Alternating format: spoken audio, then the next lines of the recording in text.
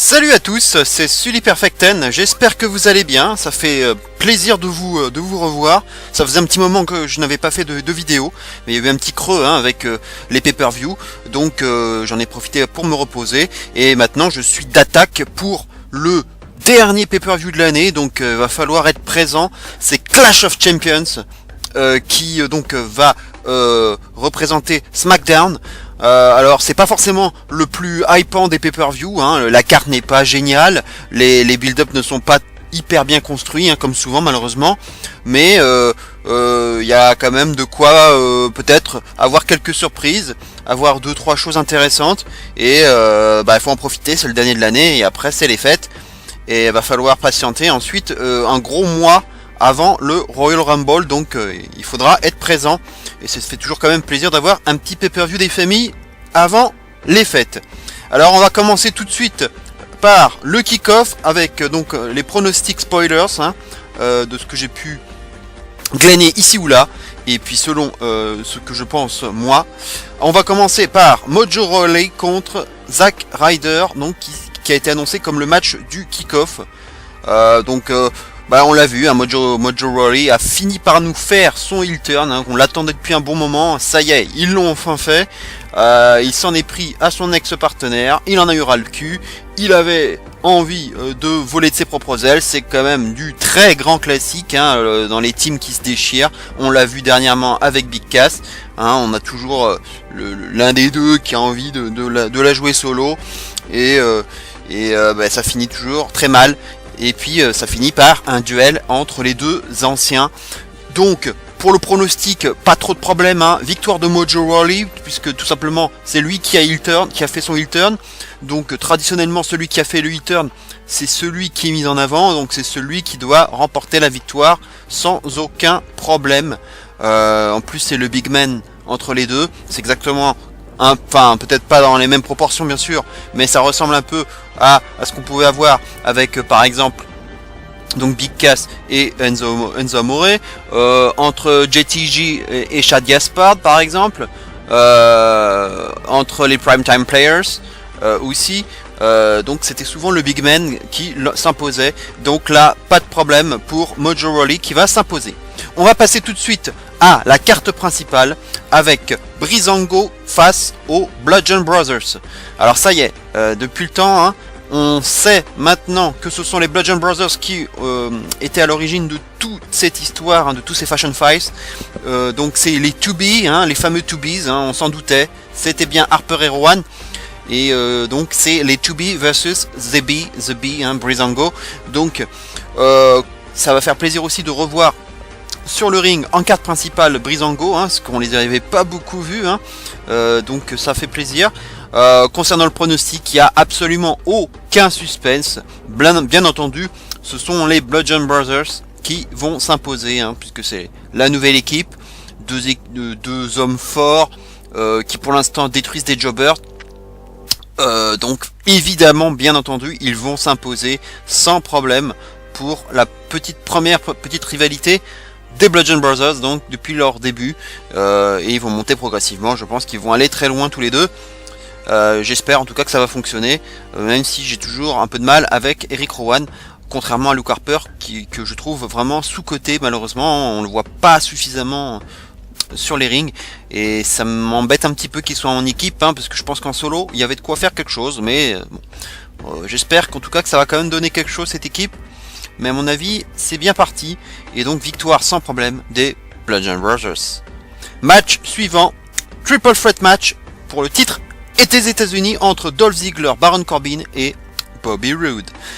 Alors c'est un peu bizarre d'avoir intégré Dolph Ziggler à ce match, puisque ça partait pour être une rivalité entre Corbin et Roode, on s'en souvient dans le Jack match. On a vu Corbin qui a porté malencontreusement un coup de poing à Bobby Roode. Ça a commencé comme ça, l'histoire, ça ne tient pas à grand chose, et c'est un petit peu out of nowhere, from out of nowhere qu'on a intégré Dolph Ziggler à cette feud pour un triple threat match.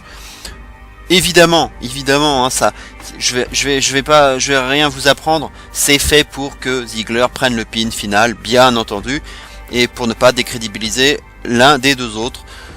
Donc, on peut déjà exclure sans problème Dolph Ziggler de l'équation. Après, ça va se jouer entre Corbin et Roode, mais je vais quand même donner la victoire et la conservation du titre à Baron Corbin.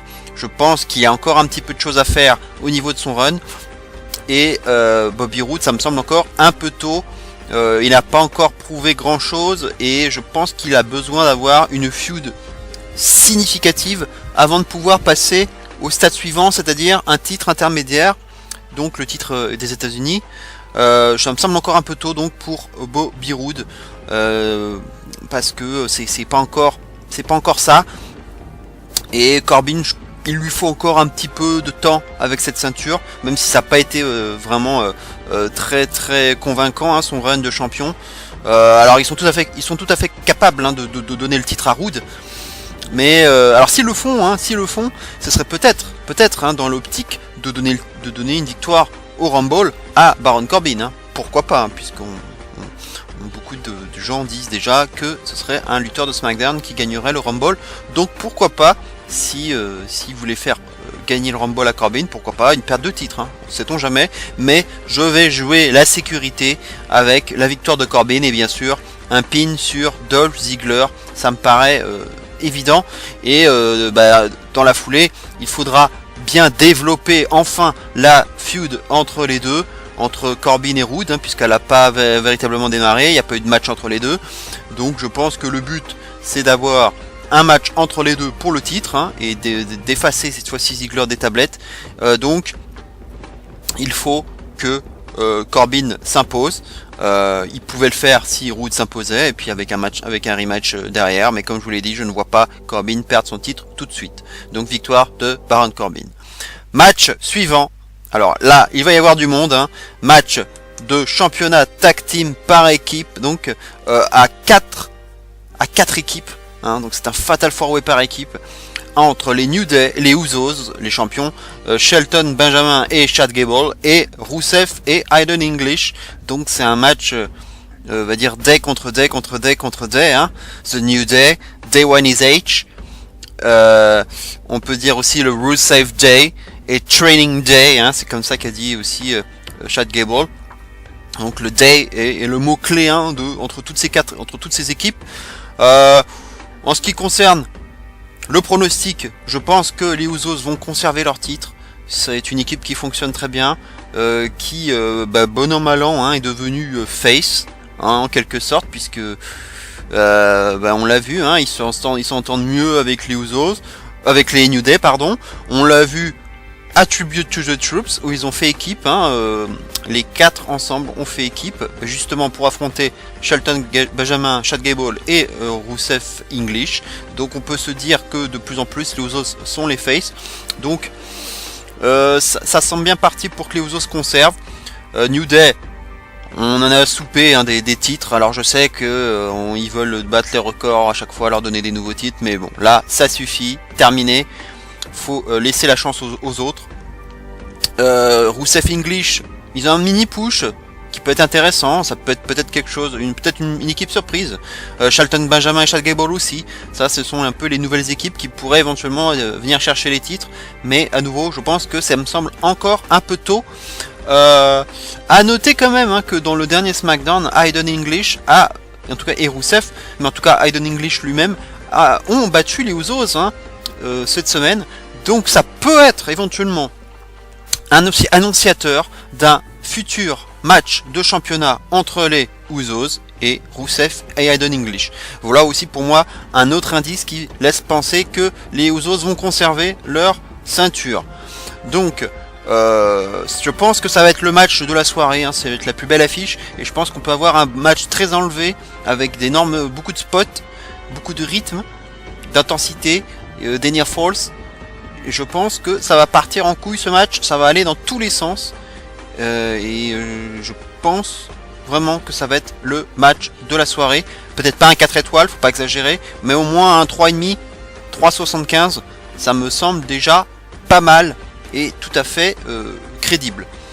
On va passer maintenant au match suivant, match de championnat féminin entre Charlotte Flair, la championne, et Natalya. En précisant qu'il s'agit d'un Lumberjack match, ou même d'un Lumberjills match, hein, ils le disent pas, mais normalement il faudrait dire un Lumberjills match, hein, pour les filles, avec à l'extérieur du ring, hein, 7 femmes a priori, hein, en tout cas, c'est la Riot Squad, hein, composée de Sarah Logan, Liv Morgan et Ruby Riot, et ensuite Carmella, Carmella, Tamina, Lana et Naomi, qui avait disparu et qui est revenue dans le dernier SmackDown, hein, suite à l'attaque qu'elle avait reçue aux mains des Riot Squad. Finalement, Naomi sera bien présente. Et donc on aura 7 femmes, donc ça me semble un peu léger d'ailleurs, comme pour un match de bûcheron, hein, ça me semble un peu léger 7 femmes, mais bon, à moins qu'on ait une surprise, mais on est parti pour avoir uniquement 7 femmes autour du ring. Concernant le résultat, aucun suspense pour moi. Charlotte Flair va conserver son titre. C'est impossible qu'elle perde son titre. Natalya, elle a eu sa chance. Ça n'a absolument rien donné d'intéressant. C'est un petit cadeau, on va dire, pour féliciter, enfin pour récompenser la vétérante, hein, lui donner un dernier petit run de champion. Mais voilà, c'est terminé. Le meilleur est passé pour elle. Et je pense qu'elle ne regagnera plus jamais le titre WWE, hein, dans sa carrière. Je pense que c'est terminé pour elle. Charlotte, elle a encore pas mal de choses à faire à l'avenir. Je pense qu'à WrestleMania, elle est partie pour avoir un gros match de championnat, peut-être contre Ronda Rousey, peut-être contre Asuka, hein, dans un title vs title, pourquoi pas. Il y a, je pense, un gros match en prévision pour Charlotte pour le titre. Donc Charlotte va conserver son titre. Alors, une hypothèse, bien entendu, c'est le cash de Carmella. On pourrait se le dire. Moi, ça me semble pas encore le moment. Ça me semble pas encore le moment, je pense que ça va se passer en 2018. Ça me semble pas encore le moment pour elle. En plus c'est compliqué, même si elle va être très proche du ring, hein, Carmella. Mais avec la Riot Squad, qui est quand même une équipe qui s'en prend à tout le monde, hein. Est-ce que la Riot Squad pourrait laisser faire Carmella, la laisser cacher? J'aurais du mal à y croire. J'aurais du mal à trouver ça crédible. Après, lorsqu'on regarde la configuration des filles à l'extérieur, on constate qu'il y a finalement qu'il y a une seule face seulement à l'extérieur contre 6 heels. Donc Naomi, qui est la seule face à l'extérieur du ring, donc la seule qui pourrait éventuellement défendre Charlotte en cas d'attaque. Éventuellement, si vous imaginez Charlotte conserver son titre et puis dans la foulée se faire piéger, encercler, on va dire, par toutes les filles, aussi bien les Lumberjills que même Natalya, imaginez, ça pourrait être un piège pour Charlotte et peut-être une alliance de toutes les heels pour qu'ensuite elle se fasse attaquer et puis que Carmella puisse cacher tranquillement sa mallette. Moi je le vois pas comme ça, je ne le vois pas trop comme ça. Après, alors là on va partir dans du fantasy booking, hein, attention, hein, attention. Pourquoi pas, si ce scénario arrive, hein, imaginez un encerclement de Charlotte, hein, avec toutes les filles autour d'elle pour s'attaquer à elle. Et ben pourquoi pas, ça serait incroyable, mais pourquoi pas l'arrivée d'Absolution pour venir la sauver. Ce qui serait un peu étonnant, hein, vu qu'elles sont heal et puis qu'elles s'attaquent aussi un peu à tout le monde, hein, elles font un peu la même chose que Riot Squad. Mais pourquoi pas, et pourquoi pas provoquer un énorme brawl, une énorme bataille entre toutes les filles, et tout cela pour notiser le futur Royal Rumble féminin, le premier de l'histoire. Pourquoi pas aussi nous faire ça? À ce moment-là, toutes les filles se battraient entre elles sur le ring, ce serait... Et puis Charlotte arriverait quand même à s'en sortir du coup, grâce finalement à l'intervention d'Absolution. Pourquoi pas aussi ce genre de scénario. En tout cas, ça va forcément partir en cacahuète ce match. Hein, c'est sûr que ça va partir en cacahuète avec toutes les filles autour. Ça va se bagarrer à l'extérieur, mais au final, Charlotte va conserver son titre, probablement avec un figure 8 ou peut-être éventuellement son natural selection. Mais je vais quand même plutôt miser sur un figure 8. Donc conservation de la part de Charlotte. Match suivant, on arrive déjà au gros match, enfin l'un des deux gros matchs, AJ Styles qui va conserver, enfin en tout cas lapsus révélateur, qui va en tout cas tenter de conserver son titre face à Jinder Mahal. Bah voilà, hein, on va tout de suite évacuer ça. Oui, effectivement, je dis conserver. Oui, bien sûr, AJ Styles va conserver son titre, ça ne fait aucun doute aussi. Voilà, tout simplement parce que Mahal, ils l'ont fait, hein, ils lui ont donné ce fameux run. Mais voilà, l'Inde ça fonctionne pas, on l'a vu. La tournée en Inde, ils ont même supprimé une date. Donc l'Inde, c'est pas hyper productif finalement, hein, pour la WWE. Ça a été un flop. Donc je pense que c'est terminé pour Jinder Mahal. Il n'aura plus jamais le titre. Je pense qu'il va retomber petit à petit, hein, dans la mid-card. Je pense que c'est sa meilleure place. Ça sera très très bien comme ça. Pour jouer le titre des États-Unis par exemple, ce sera une bonne addition. Mais jouer le titre de suprême, c'est beaucoup trop haut pour lui. Alors on a vu, hein, alors c'est dommage. Il y avait un scénario. Il y aurait eu un scénario qui aurait pu être favorable à Jinder Mahal. C'était lors du dernier SmackDown, lorsqu'on a vu les Singh Brothers avec AJ Styles, qui lui ont, avec AJ Styles qui a voulu un peu les consoler, parce qu'il s'était fait attaquer la semaine d'avant par Jinder Mahal lui-même. Donc il disait t'es sympa Styles, t'es sympa qu'il y ait quelqu'un derrière nous, ça fait du bien, machin. Il leur avait fait un petit câlin et tout. Mais le truc c'est que c'est parti en cacahuète après, que finalement Mahal est arrivé et puis finalement ils ont tous attaqué Styles, et finalement il n'y a pas eu de dissension entre les Singh Brothers et Jinder Mahal. Mais ils auraient pu tourner ça autrement, s'ils avaient continué là-dessus, c'est-à-dire avec les Singh Brothers toujours dans le camp de Mahal, dans le camp de Styles, puisque c'était ça qu'ils avaient vendu, hein, à Styles avant le turn, on va dire. C'était de dire à Clash of Champions, on sera de ton côté Styles, on va être derrière toi dans ton coin, et Mahal se battra tout seul. C'était, s'ils avaient arrêté là-dessus, ça aurait pu être intéressant avec à ce moment-là à Clash of Champions un semblant de suspense, on va dire, et là au dernier moment, paf, le turn, les Singh Brothers qui s'en prennent finalement à Styles, en tout cas qui la mettent à l'envers à Styles, et là Mahal qui en profiterait pour s'imposer et récupérer le titre. Mais bon, ils ne l'ont pas fait, et tant mieux, parce que je ne pense pas, et il ne faut pas que Mahal récupère ce titre. C'est bon, on a largement subi tout ça, ça a duré de longs mois, il faut passer à autre chose.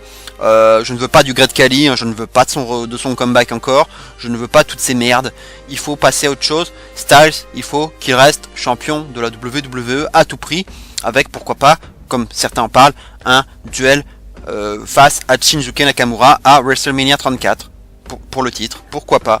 En tout cas, conservation de Styles, ça me semble évident, et c'est la seule et unique chose à faire. Match suivant, qui sera probablement pour moi le main event, un match 2 contre 2, match particulier, hein, entre Shinsuke Nakamura justement, Randy Orton, et Kevin Owens et Sami Zayn, hein, que j'aime bien appeler les Generic KO, et avec deux arbitres spéciaux, c'est très particulier, Shane McMahon et Daniel Bryan, et une stipulation: si Kevin Owens et Sami Zayn perdent, ils seront bannis de la WWE, rien que ça, virés purement et simplement. Alors déjà, faut être clair, quand tu sors une stipulation pareille, où tu mets une épée de Damoclès au-dessus de la tête des lutteurs en leur disant: si tu perds, t'es viré.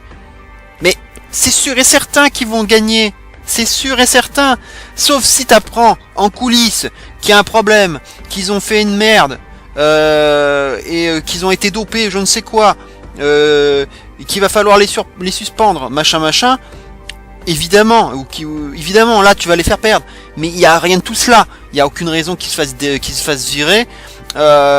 Et en plus, il y a eu un énorme spoiler, enfin je pense que c'est un spoiler, puisqu'on annonce le mois prochain sur Facebook un nouveau show le mardi soir, donc qui va finalement se placer à la place de 205 Live. En tout cas, c'est pas sur le même support, mais en tout cas, ça sera à la même heure, à partir de 4h du matin, hein, à l'heure locale. Donc, ce sera un tournoi mixte. Et dans le tournoi mixte, donc avec des lutteurs hommes-femmes, donc par équipe, on a annoncé que Sami Zayn en serait ferait partie des participants. Donc, tu te doutes bien que Sami Zayn ne sera pas viré. Donc, forcément, Kevin Owens non plus. Et donc, Kevin Owens et Sami Zayn vont s'imposer. C'est clair comme de l'eau de roche. Tu peux pas les faire perdre. C'est impossible. Impossible. Ça, c'est une première chose. Donc, victoire de Kevin Owens et Sami Zayn. Mais, deuxième chose, évidemment, c'est ce qui se passe au niveau des arbitres. Shane McMahon s'est interposé en disant je veux pas de problème. Donc je vais m'assurer que tout se passe bien et je serai l'arbitre spécial. Mais mardi dernier, on apprend par surprise que Daniel Bryan s'est invité aussi à la fête et va s'ajouter aussi comme arbitre spécial. Donc forcément, on nous tease un énorme heel turn, un énorme spot, un énorme segment, quelque chose d'énorme pour finir l'année en beauté.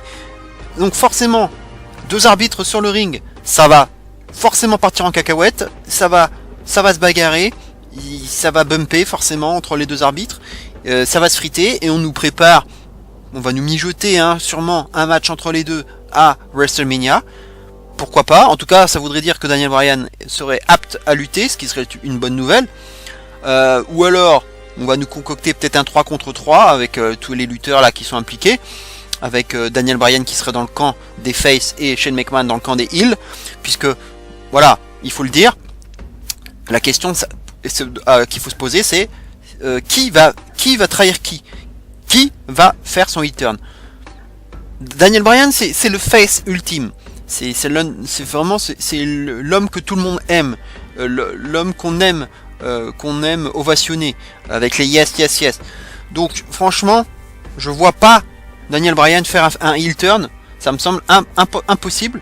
Shane McMahon davantage, vraiment davantage, parce que c'est un McMahon, et donc comme tout McMahon qui se respecte, un McMahon qui fait le heel, c'est très facile à faire, Et puis Shane Face, on l'a eu depuis qu'il est là, donc c'est bon, on peut passer à autre chose, on peut retrouver le Shane heel, et en plus, il peut avoir des raisons de le faire, il peut se dire, c'est quand même lui qui s'est mis arbitre en premier. Alors peut-être que le fait d'apprendre, il n'était pas là dans le dernier SmackDown, il n'était pas là, et donc du coup on peut se dire, pendant mon absence, Daniel, tu te permets de t'ajouter au match comme un arbitre spécial alors que je le suis déjà. Tu t'ajoutes comme ça. Donc voilà une raison qui pourrait pousser Shane à dégager Bryan, quoi, à lui dire mais casse-toi, t'es que le GM. Moi, je suis le commissionnaire de SmackDown. Et toi, t'es qu'un GM. Donc, c'est moi ton boss. Donc, tu dégages. Et à ce moment-là, pour se venger, en quelque sorte, il tourne heel et il permet en tout cas à Generic KO, Kevin Owens et Sami Zayn, de s'imposer. Donc, voilà pour moi le scénario. On pense aussi à un double compte en simultané, mais pourquoi y aurait-il un compte simultané, puisque il faut bien qu'il y ait 2 hommes légaux et non pas 4, c'est pas possible. Donc forcément, tu peux pas faire 2 comptes simultanés, donc ça, je pense qu'on peut écarter cette hypothèse. En tout cas, je ne vois pas non plus de heel turn ni du côté de Orton ni du côté de Nakamura, faut pas déconner. Ça n'a aucun sens. Et puis c'est pas eux, je pense, qu'il faut mettre en lumière. En tout cas, dans ce match, il n'est pas question de Nakamura ou de Orton. Ça va tourner autour de McMahon et de Bryan. Ça va tourner autour d'eux. Et bien sûr, ça va remettre un peu en lumière Owens et Zayn. Peut-être que du coup, s'ils s'y rallient à Shane McMahon, ça va peut-être les reconduire du côté de Raw, on ne sait-on jamais. Mais je pense qu'ils vont rester quand même à SmackDown. Mais par contre, Daniel Bryan, quid de Daniel Bryan, ça, peut-être qu'il ne sera plus le GM dans quelques temps. Ça sera intéressant à voir. Voilà, en tout cas, je pense que ça va se terminer de façon... ça va partir en cacahuète, ça va être controversé, forcément. Et puis il y a toute une histoire derrière, Hell in a Cell, on se souvient, ce qui s'est passé avec Shane, Survivor Series, pareil. Donc en fait, on fait comme si c'était évident que Kevin Owens et Sami Zayn, pro Daniel Bryan et anti-Shane, c'est montré dans le dernier scène, avec les pétitions, les yep, suivez le yep movement en hommage à Daniel Bryan. Donc tout est construit, que ce soit generic qui soit plus pro Daniel Bryan et anti-Shane, puisque c'est ça qu'ils veulent faire. C'est une pétition anti-Shane. Donc, on nous construit les choses pour qu'on parte dans cette direction-là. Donc forcément, on va nous la foutre à l'envers. Donc, pour nous la foutre à l'envers, ça veut dire que Shane va tourner heel. Shane va tourner heel et va rejoindre Kevin Owens et Sami Zayn et va les faire gagner. Il va dégager Bryan, il va le foutre à l'extérieur du ring et terminer. 1, 2, 3 ou un fast count, quelque chose comme ça. Ça va forcément être controversé, mais il va falloir le faire. Le heel turn va être effectif, c'est sûr. Quand t'as les deux arbitres, tu te dis que ça va partir en cacahuète. Voilà, en tout cas ça va être un match intéressant, en tout cas le match qui a été le plus scripté, le plus buildé de tous, et peut-être le match le plus intéressant de tous. Ce sera peut-être pas le plus beau, mais en tout cas j'espère que le scénario sera bien fait, surtout qu'il sera bien fait. Mais bon, quand tu vois là quand même les 4 lutteurs sur le ring, tu peux quand même avoir un bon match, tu peux quand même avoir un très bon match, mais avec le scénario, le final surtout, j'espère qu'il sera bien soigné. Voilà pour les pronostics de Clash of Champions, j'espère que ça vous aura plu. N'hésitez pas à commenter cette vidéo. On se retrouve, alors là ça va aller très vite, on se retrouve mardi promis, puisque je serai en vacances, donc ça va aller vite. Mardi, vous aurez la review complète, mes avis sur le pay-per-view, et on verra si je fais un sans faute.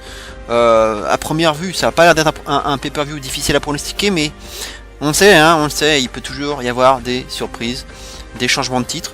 Parce que là, je n'ai pas parlé de changement de titre, finalement.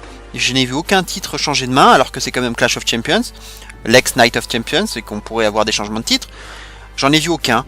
Il peut éventuellement y avoir le cash de Carmella, voilà. Mais pour le reste, je ne vois pas. À part peut-être le titre US et peut-être un cash de Carmella, voilà, c'est tout ce qui pourrait éventuellement bouger. Voilà, Bobby Roode champion éventuellement, ou cash de Carmella, voilà, c'est tout ce que je peux voir comme changement de titre. Sinon, pour moi, ça ne devrait pas bouger au niveau des ceintures. Donc, on se retrouve mardi pour la review. Passez un bon dimanche, et d'ici là, bien entendu, n'oubliez jamais, vive le catch. Ciao à tous.